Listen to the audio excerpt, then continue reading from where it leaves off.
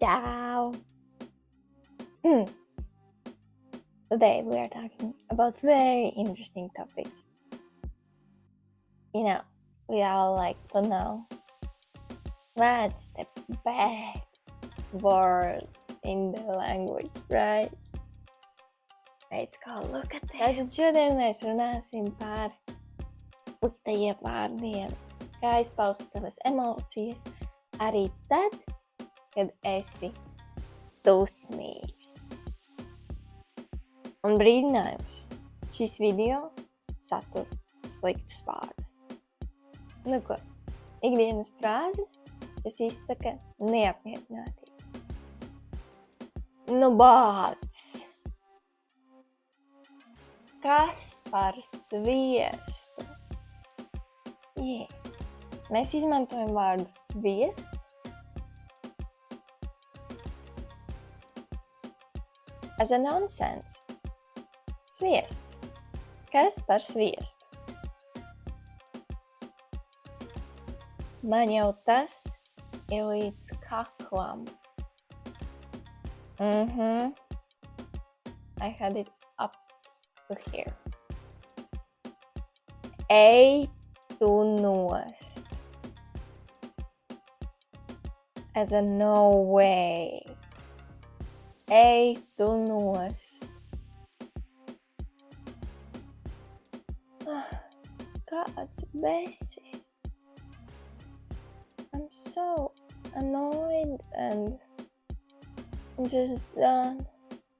Kāds besis.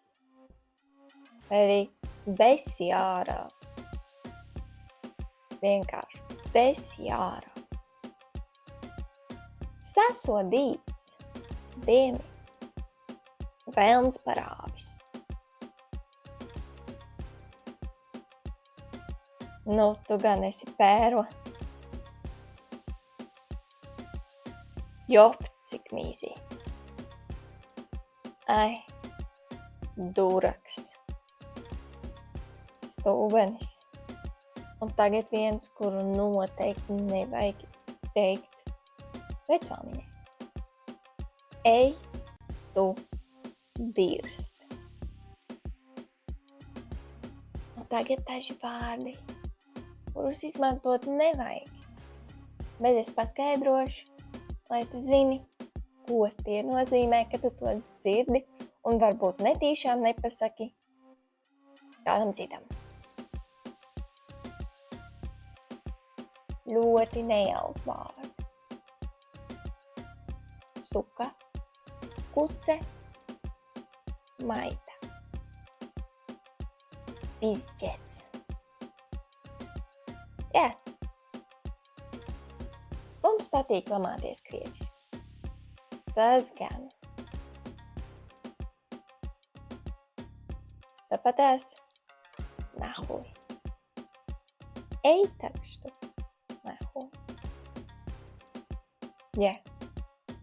Bet nobeigsim mēs tā bišķiņu skaistāk. Ar tādiem cieņpilniem teikumiem. Kā pateikt, ka tu esi dusmīgs, bet ar cieņu? Esmu dusmīgs, bet cenšos nomierināties. Cenšos.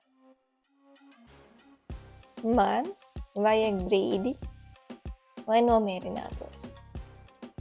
Man vajag brīdi, lai atgūtos.